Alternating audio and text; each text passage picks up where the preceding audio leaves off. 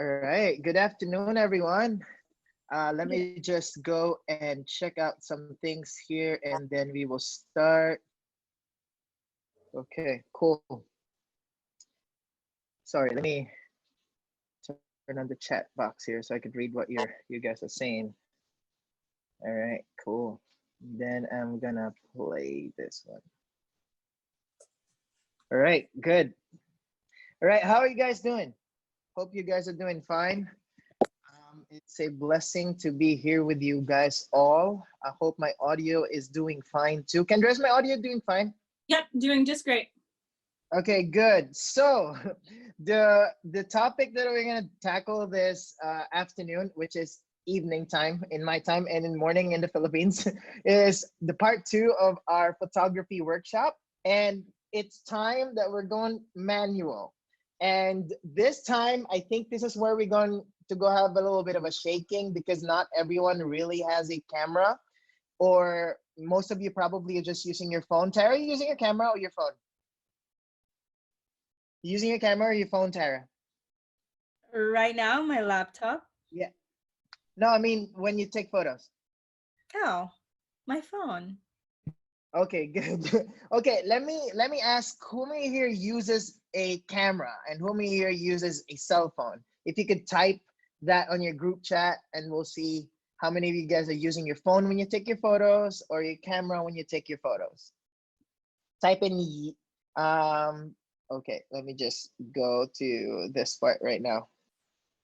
Yeah, just type in. I want to see what you guys think. Cell phone, both Nikon, camera. Oh, a lot of people have camera. Good. Anil is doing both.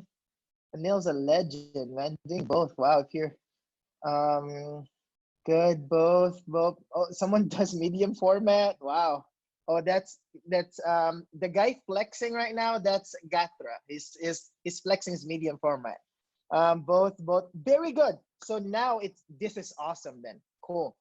All right, cool. Now I want to go and talk about how to use your camera manually.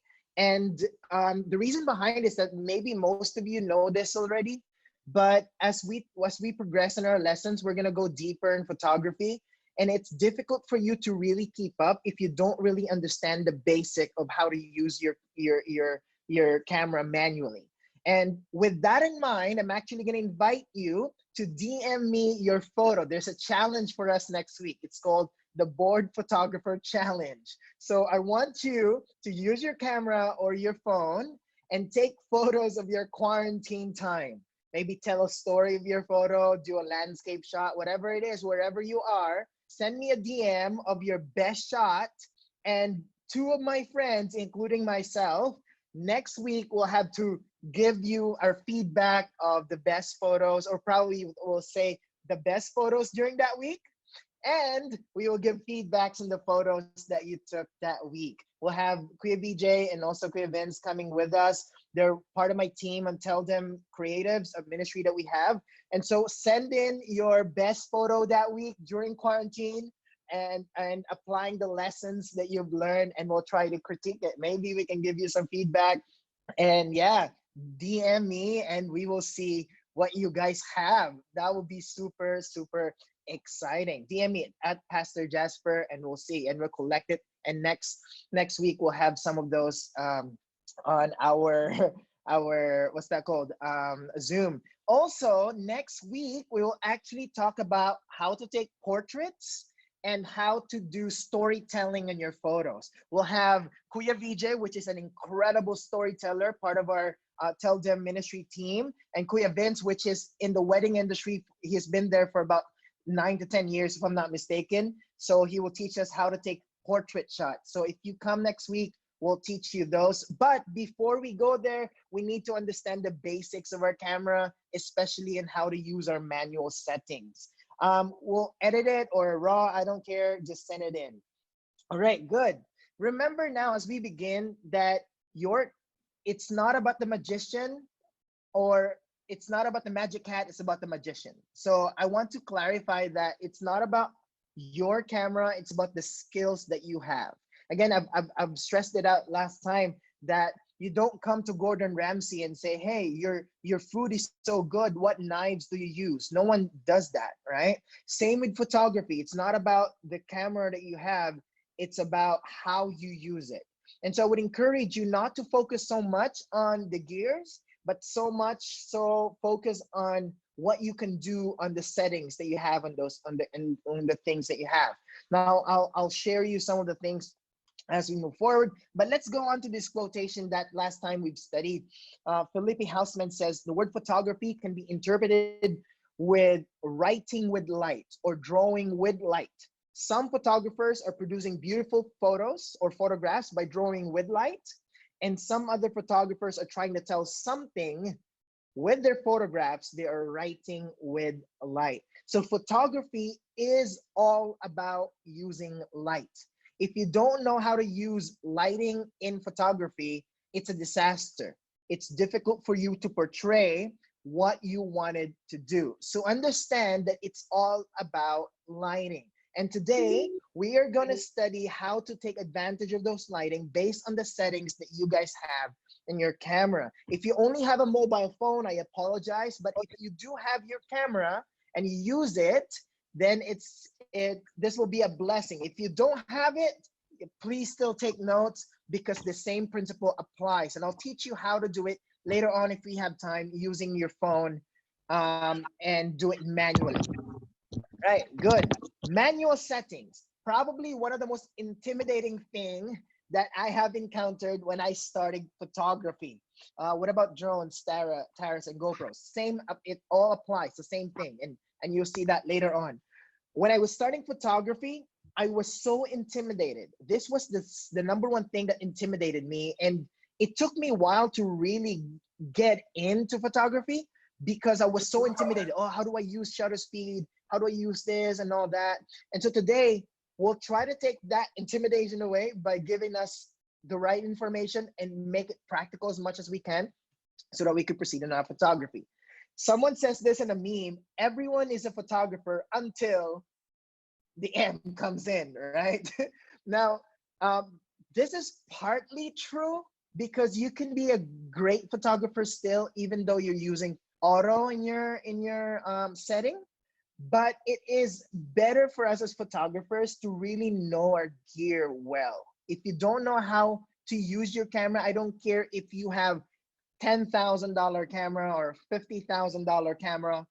If you don't know how to use it, it's useless.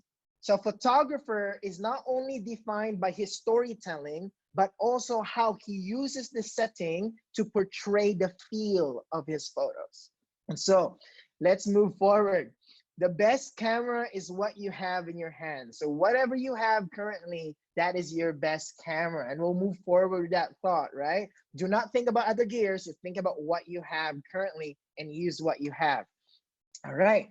Now, we're going to talk about, this is where it gets intimidating, the exposure triangle, which is the three most important part in the setting of your camera. You have your aperture, you have your shutter, and you have your ISO, right? And so I'll explain that later on, but let's just dive into each one of them. And by the way, if you have questions and if you don't see this as clear enough, please ask me some question on your group chat because I'm reading it as time goes by. Cool. Let's begin with aperture. Aperture can be defined as the opening in a lens through which light passes to enter the camera. So think about aperture as the opening of your lens. Not lens, your sensor. I don't know if I could portray this using my camera, but let me just give you a GIF here. So this is what an aperture is. It goes bigger or smaller. That's how the aperture is. It is a part of your lens that opens, and it maybe the best way to describe it is just think about your eye, or here we go. There's a GIF of the eye. The closer it gets, right, the wider it gets, the more light it gets, and the smaller it gets, the lesser light it actually gets into your camera. So that's what an aperture is. It's an opening of your camera. Actually, the word aperture means opening. So think about this. The bigger the number in your f-stop in your camera, the the more the more focused the background is. The lesser it is, it blurs out the background. So for example, if you have your face in the, or your eyes on the screen, you see f1.4 actually focuses only on that person and the background is very blurry. You have f2, a little bit blurry, f4 is a bit blurry, f5.6 it's starting to come out, right? And if you look at f11, f16, and f22, you have background very sharp. That's how it is. Think about it as you look at your eye. I don't know if this is kind of weird, but look at your finger. Just directly look at your finger, and you'll see this finger. The rest of it is actually blurred out. And when you look at the background, right? You look at the background away from your finger, you see your finger is blurred out, and that background is very clear, right? The f-stop, if you know how to do it, you can actually focus. The bigger the number, you could focus the background and that person. But the smaller the number, you can also only focus on that thing that where your camera is actually aiming. So you'll see that on the diagram right there. So you see, this is kind of intimidating, but this is actually very, very easy to understand. So you'll see, we'll go now to f1.4 from the start, going down f2. So you see it opens wide and opens close. You see that? That's how your camera goes when you set it out. The smaller the number, the bigger the opening, the more light it gets. The bigger the number, the smaller the opening, and the smaller the light it gets. Good. A classic example of this is this GIF right here. You look at the F number, it goes up. As it goes up, the focus gets wider and wider. Now the focus gets, now 5.6, f4, f2.8, the focus gets narrower, narrower, and narrower. You guys understand that so far? I hope this is not intimidating. But as the bigger the number, the focus goes. And this is the secret when you get your church family photos. Do not use a lower f-stop number, or else some of your elders will get out of focus and they get angry. So always remember to put that on a bigger number. I remember one time I was taking photos and I don't know how to do it. Someone got out of focus and they actually got a little bit mad at me because why am I not focusing the picture? So always remember, when you take photos of your church family, use a bigger f-stop, right? Good. Another example of a GIF that does that is this one, f1.4. You see the thing is really focused, but the background is really out of focus. I'll give you some more example later on, but always remember, small f-stop, fuzzy background. Big f-stop, more in focus background, just your cheat sheet. So you look at the picture there, the bigger, the smaller the f-stop, the blurry the background. The bigger the f-stop, everyone is in focus. Okay. Let me just give you an example. For example, I took this photo of a dog in Bolivia. I don't know if it's a wolf dog, but if it's shot in f1.8. Look at the background, it is blurry and you can only focus on that face. This is what portrait photographers does. And this is very important for us to understand because we're gonna teach portrait photography next week. And so when you take a photo f1.8, it blurs the background and it only focuses on the thing that you want. This is very important for us to understand. This is another example of a friend of mine from Romania. I took a photo of her looking down, and she's looking out up to me, and I was only focusing on the eyes, and the rest I try to blur it out, right? And if you also notice, I followed the principle that I taught last week, and that is put the dominant eye in the middle. And so when you do this, right, when you do left and right, that eye is actually following you. And that's a little tip when you do portrait photography. Try to put that dominant eye in the middle so that the picture has this feeling of that it looks at you, right? Good. Um, right. Another photo, f1.8, the same thing. Everything is blurred out. The fish is a little bit blurred out, but the face is in focus. That's what you need. An f1.8 when you do portrait.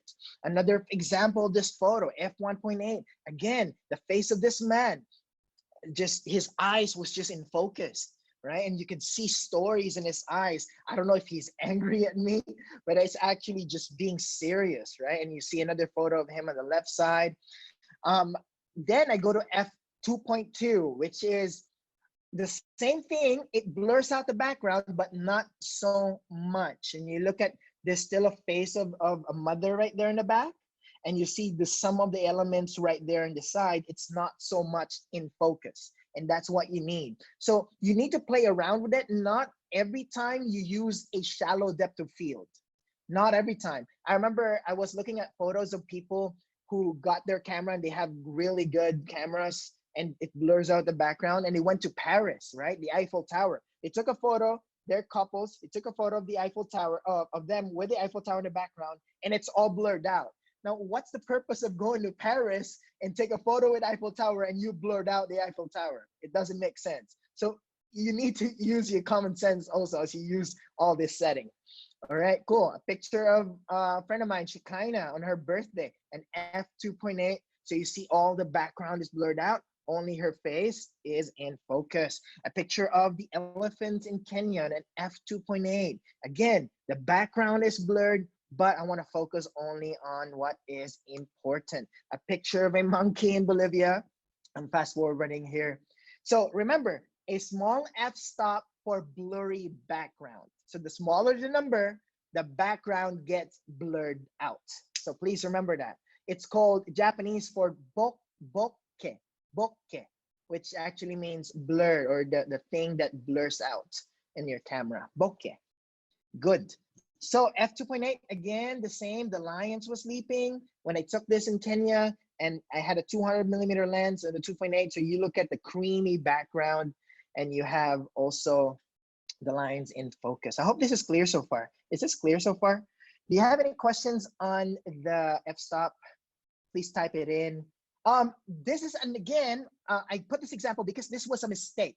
I wish I did not shoot this in f2.8 because I want actually the brother, there's two lions here, they're actually brothers.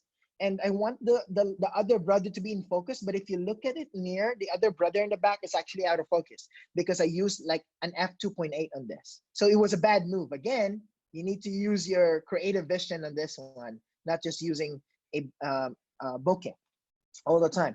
Another photo of a crocodile in Bolivia. Um, okay, there's a question.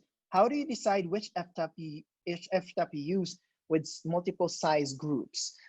If multiple size groups, I'd always recommend a bigger f-stop so everyone is in focus. Or you can use a shallow depth of field, a smaller f-stop, but always remember to align their faces on one line. Because if it's like this, and one of your church members like this, and the other face is like this, most likely the other person will be out of focus. So it must be the same line. I hope that does make sense. F8 should be good. This might be a silly question, but are these features available on the iPhone?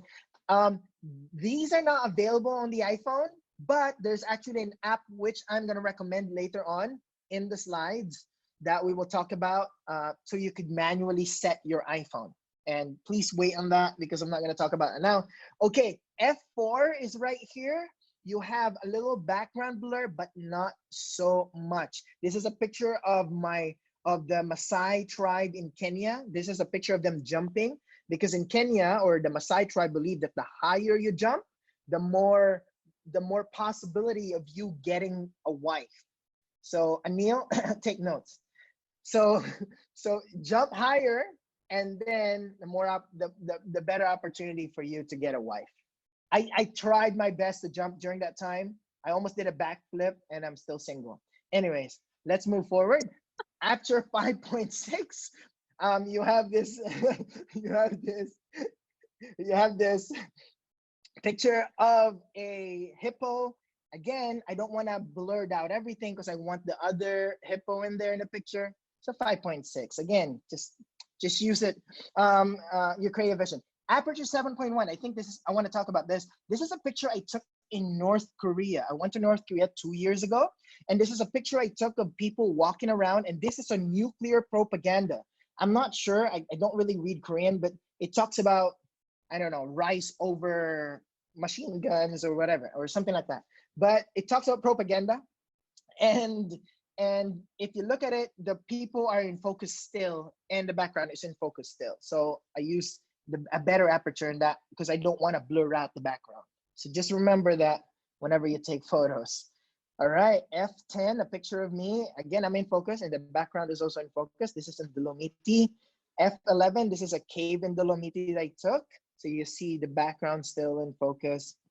A classic example of a bigger number in aperture is landscape photography, because I want everything in focus. So I have a bigger aperture on this one.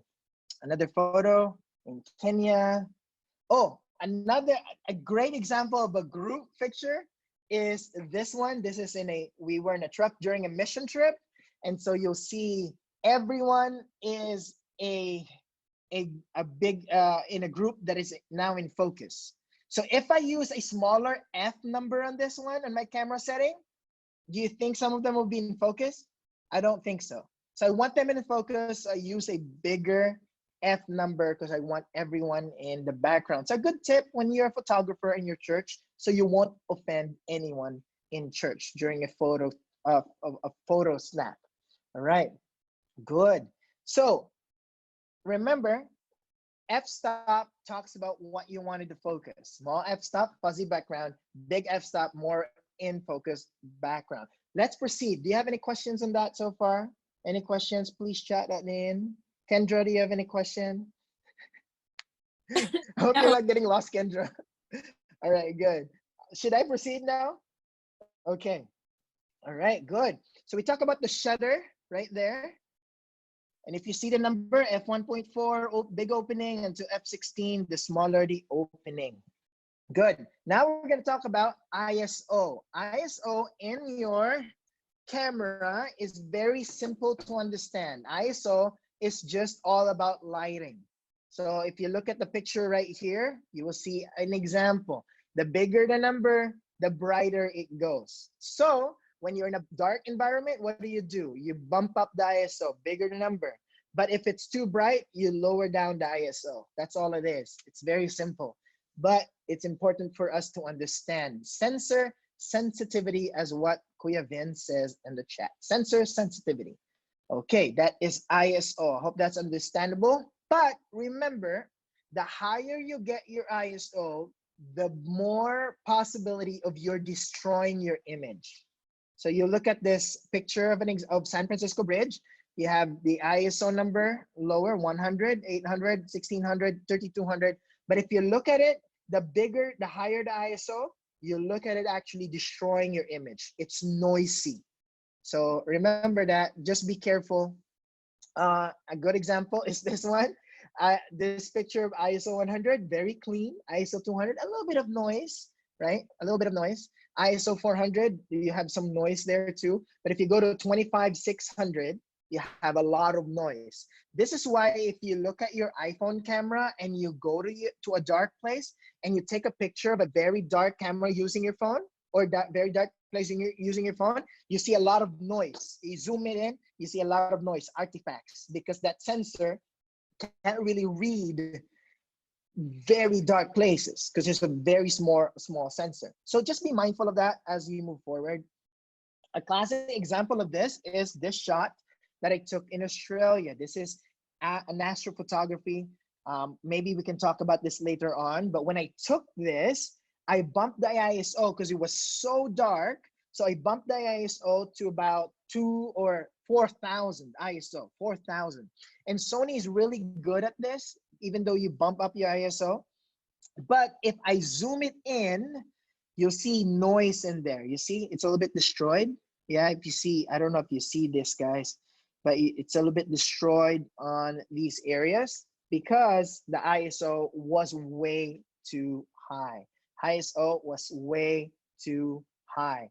Now, let's move forward. So again, the lower the ISO, the better, because it saves your image. Okay, good. Aperture, ISO, we're going to shutter speed now. Shutter speed. Bear with me, everyone. I know this is so technical, but you guys really need this as we move forward in the photography class. Shutter speed. Shutter speed is the length of time your camera or camera shutter is open. So for example, I'm not sure if I can give you an example with my camera right here. I'm gonna give you an example of my shutter speed.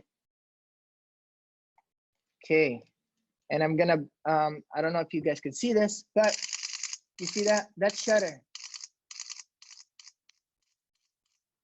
Okay, so that shutter is actually, that shutter is that opening and closing of your camera, and so when it goes like, that's your shutter, right? When you close your eyes, it's the same thing. That's your shutter.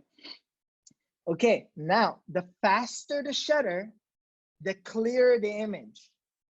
But the slower the shutter, it actually blurs your image. And I'll talk about that later on. For example, you look at your shutter, your shutter setting, 1 in 500, 1 second in 500. So you have very clear stuff. Even though it's spinning, you can capture it spin and not blurred out. 1 in 30th, you have a little bit of a blur in it, and 1 in 4th, if it's moving, it goes blurry. This is really, really good if you want to take photographs of waterfalls or moving clouds. For example, this one is a good example. 1 in 100, 1 in 60th, 1 in 1000. But if you look at it, the higher the number of the shutter, the clearer the image. But the lower the number, it gets blurry. So for example, I want to take photo of sports, basketball. The slower the number on my setting actually blurs out people who moves. But if I want to take advantage of people and snap them really clear, you need to have a higher shutter speed on your camera, on your setting. So the slower the shutter, the more light it gets, and the faster the shutter, the less light it gets. Remember this, when your shutter is slow on its setting, remember, the more light it gets, right? But the faster it goes, the lesser light it gets. So please remember that, and I'll explain that later on this part of the topic. For example, shutter speed 1 in 1250, 1250. Check this out. He was very clear, like he was very crisp. The water is very crisp. It's not blurry. In fact, I'll zoom it in when I took this photo. You look at all the details, he's still very, very clean, very clear. He's not blurry at all because the shutter speed was very fast. So it took it. But when it's slow, you will see it very, very slow, the rest of the motion. Another example, 1 in 1600, a photo of my cousin on the Pentecost River in Australia. When I took this shot, he was very fast, yet he was very, very clear, very clean. This one is an example of a slower shutter speed, 1 in 160. And you'll see the shutter, the car, the rest of it is clear because they're not moving that much, but the car that is going so fast is very blurred out. I hope that is clear as we go on. Another example of it is this one. The slower the shutter, the slower the water goes, the buttery smooth it goes. I don't know if you noticed this. So slower it goes, the slower it goes whenever the shutter is slow, right? I don't know if you get that concept, but that's how the shutter works. Okay, and by the way, you can do this now on your phone. So I'll give you tips later on, practical, if those who are actually using their phone on this one. For example, another example of the slow shutter is this one. This was shot with a shutter that has 2 seconds in it. So when I took this shot, you get the waves coming, and as soon as it goes back, you have that leading line to the ocean. You guys see that? So this is why I took the shot. I was looking at below like this, and you need a tripod on this. You need a tripod because the slower the shutter, when you move, it blurs the image. So you need a very stable tripod, and whatever moves, it blurs out. But whatever is stable, it stays in focus. You get that? So the ice was stayed in focus. This is an iceberg in Iceland, small little iceberg, and it was not moving at all. And when the water moves away, it gets that blurry directional feel to it going to the ocean. I'm not sure if you can get that, but that's the secret to long exposure shots. By the way, interestingly enough, I actually lost my camera and my phone in this shot. So this shot was actually about $3,000 or $4,000 because the waves was so big. I did not anticipate this. The waves was so big, it actually pushed the iceberg in the second shot. Pushed the iceberg, hit my tripod. I tried to save it, but it was too late. Then it smacked in the water, destroyed my camera and my phone. So it was one of the most expensive shot I've ever taken. And I did not even like this much. It was not really like a wow picture, but it was so expensive. But anyways, fast forward. Another example of it is this photo. I don't know if you've seen the principle of the leading line that leads you to the waterfall, and the contrast of ice and water, ice on the side, water on the side. And then you have the waterfall really silky smooth like butter, right? Very smooth. And that's how you should shutter speed. This is 2 seconds in my shutter speed. Another one example of a very long exposure, 20 seconds of your shutter speed. And you see now the clouds is moving and it's blurry, and the waterfall is milky smooth. And in the foreground, the mountain is very sharp. You know why? It's not moving. The rest that is moving is blurred out. That's the secret of taking photos with your shutter speed. Another photo, again, the clouds, because it was forming like a storm. And then the mountain was in focus, the clouds was blurring out. All right, another example of a 30-second shutter speed. This is a shot in Paris. The rest of the photo was in focus, or the tower and the foreground, but the clouds was moving like this. And the water, you see, it's very smooth, like a crystal sea right there. All right, 3.2 shutter speed, the same thing, my dear friends. The waterfall is very smooth, and then the water, and then that foreground, the cave is stable, right? So please think about that as you take photo. But there's a problem on this photo. You know what the problem is in the photo? If you zoom in to my friend Colton in the shot, if you look at the shot, you will have this photo, a very blurry photo because he moved. This is a 3.2 second shot. That means when I took this photo, I was shouting to Colton, Colton, do not move for 5 seconds. Do not move for 5 seconds. So do not breathe. You can't breathe because when you breathe, you go like this. So you get blurred out. So you cannot move. You get like this. And so when he moved, he apparently he got blurred out face. So please remember that when you take photos. And by the way, remember that board photography challenge. We wanna extend this to everyone. Send your best photograph on my DM for next week, and we will give you a $25 gift card from Amazon. A $25 gift card from Amazon for our best photo next week. Best photo next week. Okay, there's a question here. Does shutter speed affect image quality once you reach a shorter shutter speed? I don't think so. It does not really affect your shutter speed, your image quality. So far, as long as you have a tripod in slow shutter, your image quality will be crisp if that tripod is stable. It needs to be a stable tripod. Okay. All right, there's a question here that says, is it necessary to use an ND filter to pull out a long exposure photos? Most of the time, it's really necessary. I'll talk about that later on because that's a little bit too technical. Breeze says, how do you focus multiple objects in one shot? How do you focus this in one shot? Use a bigger f-stop. That means f11, f10, f9, f16. That will focus the whole thing. All right, good. Fast forward, 6:30.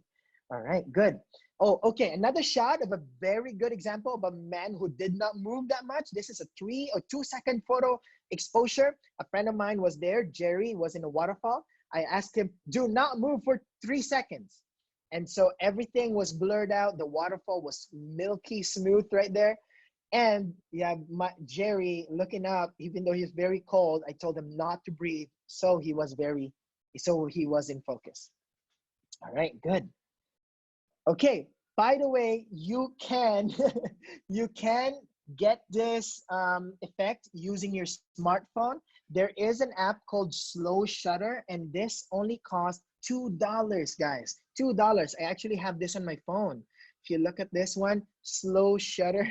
Oh, where's the camera? Slow Shutter. Slow Shutter right there. Please buy this. All you need to do is get a tripod, a stable tripod.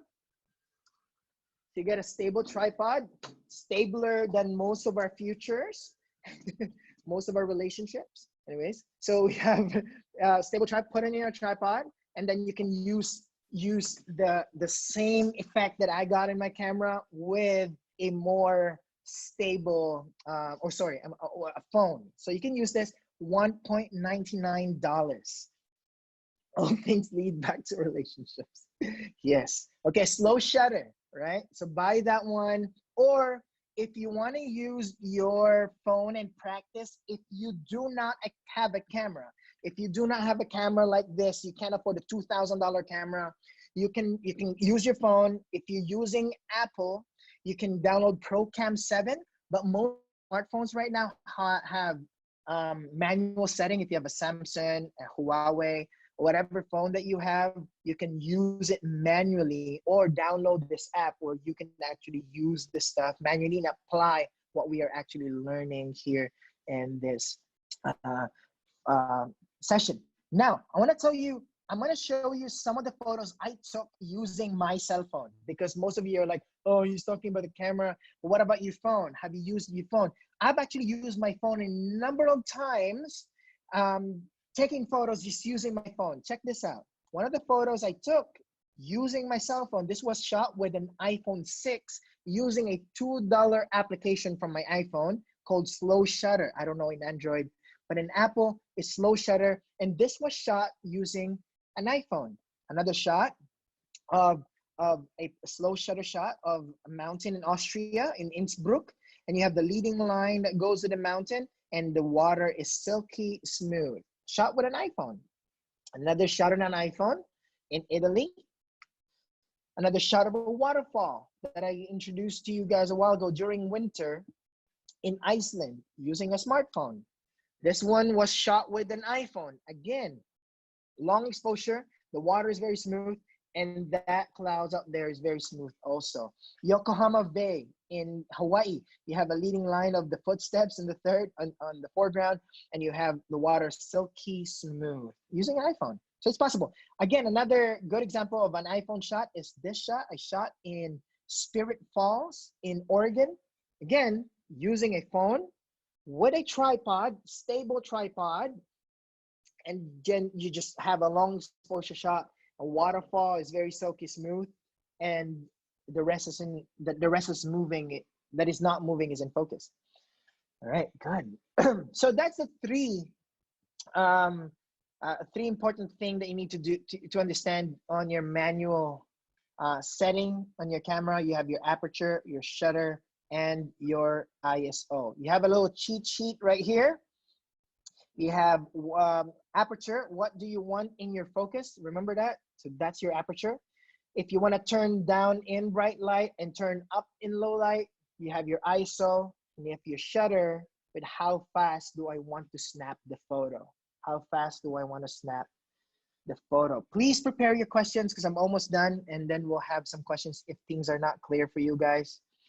I'll give you an example of these three applied in my photographs. Three things that is applied in my photographs. For example, this thing right here, my setting in this photo, this is a photo I took in Myanmar. Wait, is it Myanmar? Yeah, in Myanmar, the Karen tribe in the Kayin state. And when I took this shot, I actually shot this on a sunrise on a 16 millimeter lens on an 18 mil. This is an f10. Why is it f10? Because I want everything to be in focus. The sun, the clouds, the water, that building in the middle. I want them in focus. And then the ISO is only 200 because it's already too bright. I don't need to bump it up. And the exposure is 2.5 seconds. The reason why I wanted a faster, or sorry, a slower focus, shutter speed on this one, because I want the water to be smooth. Because it was windy during that time, so you have disturbance. I don't want disturbance in my water. So because I made it very longer exposure, the water is very smooth. That's why you'll see it's smoother. That's why. Good. So remember, the slower the shutter speed, the more light it gets. The faster the shutter speed, the less light it gets. There's a bunch of questions here. I will answer your question. Just bear with me just for a moment. We will finish this one first. Now, there's a secret to this that I haven't told you in the beginning. You might be asking, wait, how in the world can I use a slower shutter? Because a slower shutter means more light coming, right? I don't know if that's clear enough that I told you a while ago. When the shutter is slow, the more light it gets. So how in the world do I get a smaller, or how do I go and get a slower shutter speed when light is there, when the place is well lighted? You'll get overexposed, right? So what you can do is you can lower your ISO, or you can have an ND filter. An ND filter is neutral density filter. Neutral density means you can cheat your camera instead of, for example, I'll give you a little example, right? We're looking at a window right there, and it's very bright. I want to take a long shutter or slow shutter on the clouds so I could get a blurry clouds, but I can't do that because if I do a slow shutter, it will be overexposed. So what you can do is you can cheat your camera by putting a neutral density, a glass that is darker, just like in this picture, a dark glass, so the sensor will see, oh, this is dark. So you can cheat your camera to have slower shutter speed so you can get more light, even though your camera sees actually dark because of the thing that covers it, the neutral density. Right, I'm gonna answer most of your questions later on, but let me just finish this one. For example, this was shot at a 28 millimeter using a 16-35 lens on an f11 because again, I don't want only the house to be focused, but everything to be focused. Shutter speed is 30 seconds. The reason why 30 seconds is because I want the water and the clouds to be blurry. So you have it like moving, like it's a nice feeling to have it. And the ISO is 400. You might be asking, then if you're using a 30-second shutter speed, how are you not overexposed? Why is it not blow out super bright? Because you have a neutral density filter. It gives you that dark feel in your camera that you can cheat the light that pass through your camera. You can control it. All right, good. I don't want to be super technical, but that's the answer to it. All right. Another setting of this is this one because, yeah, oh, thank you, Kuya Vince. Like a sunglasses. I never thought about that. Good thing Kuya Vince is here. Like a sunglass. When you go outside, it's too bright, right? And when you go out, you put your sunglasses on and it's darker. That's what neutral density is all about. Oh man, why have I not thought about that? Thank you, Kuya Vince, for the clutch help right here. Okay, now another one picture that I want to share to you is a 24 mil shot that I got in Africa, in Kenya. One of the best places I've ever been to take astrophotography, to take photos of the stars, is in Kenya because it was so dark. It was so dark, it's beautiful. And so what I did here is that I turned on the lamp on the car and I let my friend VJ stand there for 20 seconds. I told him, if you can stop breathing for 20 seconds for you to be in focus. So you literally tried not to move, not breathing for 20 seconds. And so he wasn't focused, but you look at the stars, it's super bright because the slower the shutter, the more light it gets, the more light it goes to your sensor. So it's a combination. F1.4, very bright, right? The sensor is super wide, so more light is coming. ISO 2000, more light is coming. Exposure 20 seconds, more light is coming. That's what you need when you take astrophotography. But you need to be careful, because when you have 20 seconds of shutter speed or 30 seconds, your star will start to trail. So I don't know if I can zoom it in, but because you have the rotation of the earth, right? It goes like this, and the stars goes like this, right? The sunrise, the sunset. So when you take it so long, you have it a little bit of a not really sharp stars because it moves. So be mindful of that as you move forward. All right, another shot of this is, again, this was 30 seconds. And if you look at my friend in the boat, it's a little bit blurry because the water is not stable, of course, but you have the stars very stable on the top of the third. So that gives you a little understanding of that. Remember, guys, you learn by doing. You learn by doing. All these principles that you get, all these manual settings in your camera, you learn it not by watching YouTube. You learn it by doing. I've learned this by doing. I've never really had anyone taught me this, but I'm fortunate enough to just do it every day and to learn it in YouTube, of course. All right. Okay. I just want to remind you, this photographer said your first 10,000 photographs are your worst, Okay. Now, before I answer the question, board photographer challenge, remember to DM me your photo or DM Anil Kanda. Anil Kanda, is that your DM, Anil? I'm not sure. What was your Instagram, Anil? Anil Kanda. They could also submit them to young adults _. Oh yeah. Or you could, if you don't have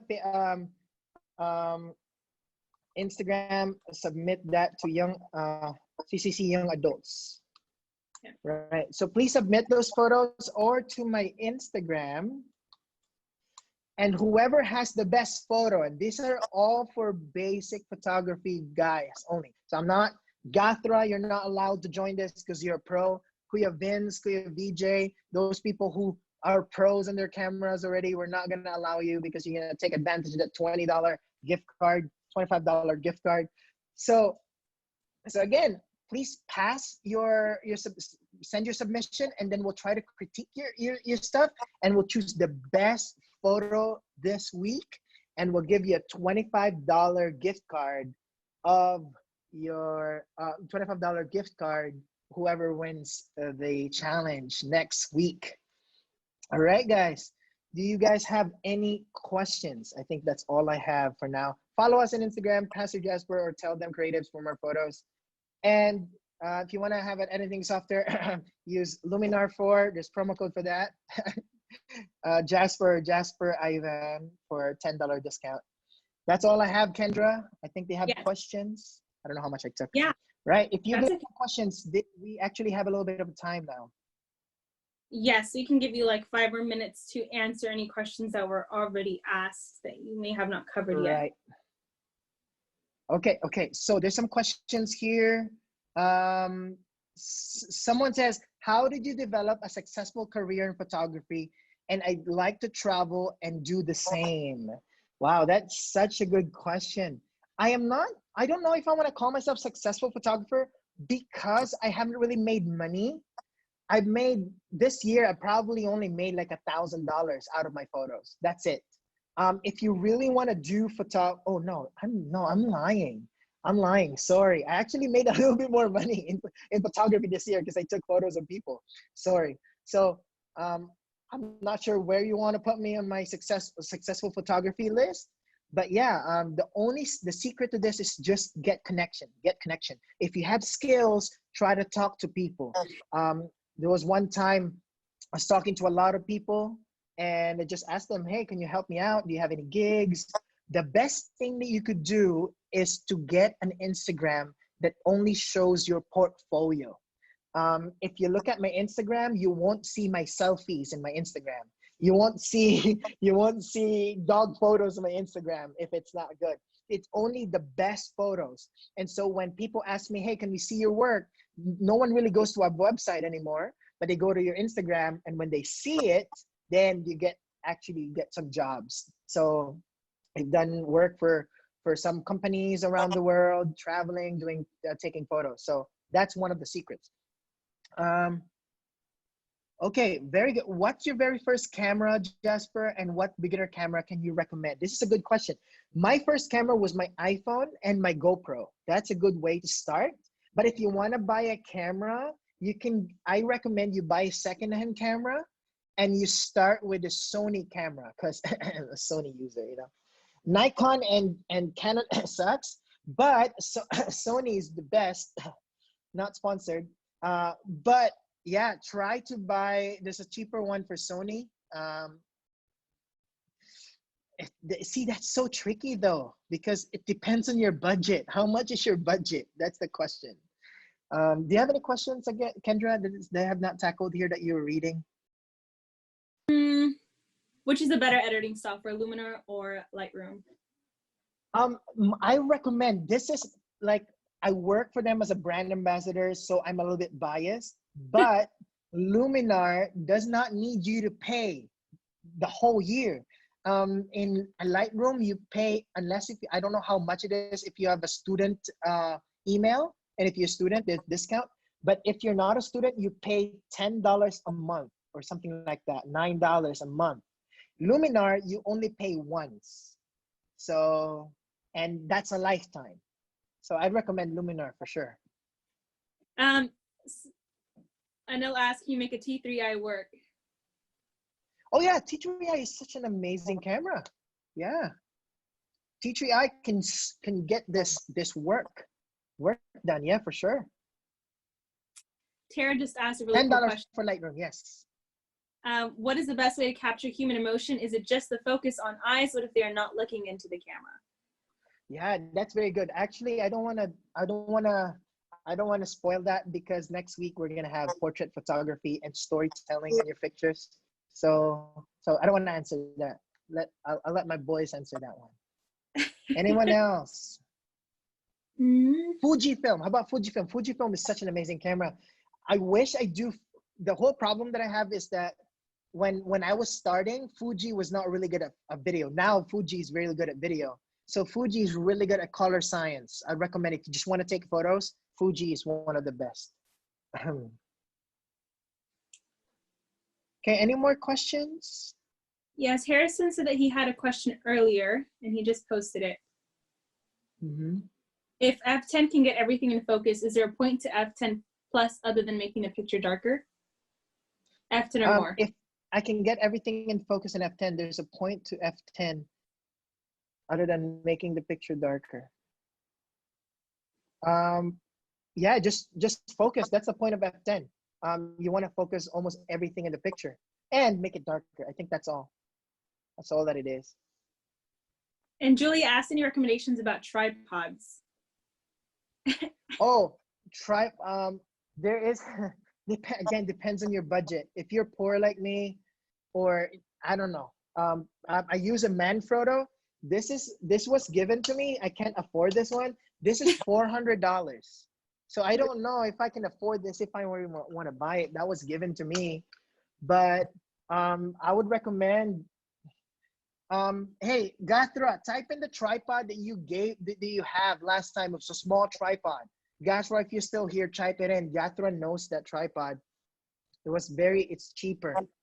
So DM me on Instagram. I'll send you a link on Amazon. I think that's the best way, so we won't waste time. The Mi Photo. Yes, Mi Photo. Type in Mi Photo. It's actually a little bit cheaper and compact. So type that in. Is there somewhere I can find out more about these sessions? Yes, you can Kendra. follow Instagram at CCC Young Adults _ and I'll also be giving a little bit more information as soon as Jasper is done about what we have coming up with the sessions. Okay, there, Belvan S6000, $50 on Amazon. Good. Any more questions, guys, that you're curious about anything about photography, anything about settings? Please send it in. And if anything, we might have to do like a Q&A where it's just questions, Jasper, that people can ask you. Oh, sure. Yeah, perfect. That way. Cool. And and also T3i ? T3i, I think I don't know if I want to call it outdated because it still can take good photos. So I'm not going to sell it. If you want to start something, Anil, T3i can take good videos too. So I'm not, yeah. Is there a setting you like to stick to? Is there a setting I'd like to stick to? I want to say, guys, that there's no such thing as the exact setting. So there's no same settings. Settings always varies on your lighting, on how dark the place is, what kind of emotions you want to portray, and all that kind of stuff. So it always varies. Tips on doing street photography. We will get those next week. Emotions and doing streets and mission photography. Do you need a professional license to start up a photography side business? If you just side hustle, I don't really have a professional business thing. If it's just I'm taking photos of my friends. 5 more minutes. All right. And I'll just ask, what's the best way to grow in wedding photography? Kuya Vince. Kuya Vince. Are you here? Vince, Matias? What's the best way to grow in wedding photography? You want to answer that, Vince? Can we unmute him? Yeah, he can actually press the button to unmute himself. Unmute yourself. I think that must be a long one, right? What do you do? Well, actually, can you hear me, guys? Yeah, I could hear you. Yeah, just to answer the question from Pastor Anil, you can actually start small. You can start shooting on the side for your friends' weddings. That's how I started 10 years ago. I started shooting weddings of my friends, some relatives. There were times when they would hire an official photographer that I would just shoot on the side, then observe how their official photographers would work. And then later on, just, jump into the ocean and get my feet wet. And then later on, just accept gigs. Okay, thank you. Yes, start with your friends. Go to your wedding of your friends. I would actually crash my friends' weddings. And I mean, they'll invite me, but I'll help out on taking photos, videos, and practice using doing that. So yeah. Anyone else? Do you usually view the viewfinder or LCD? I usually use the viewfinder because it's more accurate. All right, cool. What's your Instagram, Vince? Vince Matias. There you go. How long did it take you? How long did it take to understand? It took me time, not because I didn't know, but because I was intimidated. That was the whole problem. The whole problem of understanding the camera setting is not because I didn't know or I lack reading, but because I was really intimidated. So just don't be intimidated and don't be afraid to fail. If your photo sucks, you go back to your editing software, you look at it, man, this sucks. What else can I do? And oh, the setting this, the setting is that. So just change it based on the experience as time goes by. And remember to always ask your friends to critique your photos. Right? It can be discouraging, but if you take it seriously, you'll grow. Mm-hmm.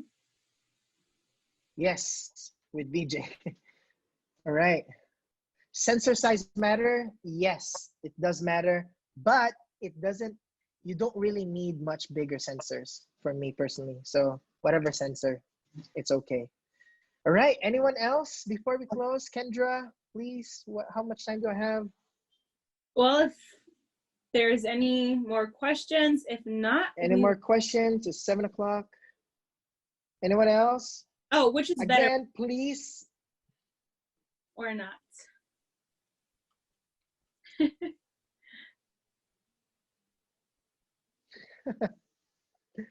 All right.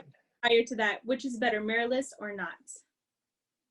Mirrorless or not, I'll take mirrorless over DSLR any day just because I use DSLR mirrorless. And it's lighter. It's lighter. Like this one, it's so light compared to the DSLR. All right. Thank you so much, Jasper, for your time. Thank you everyone for listening.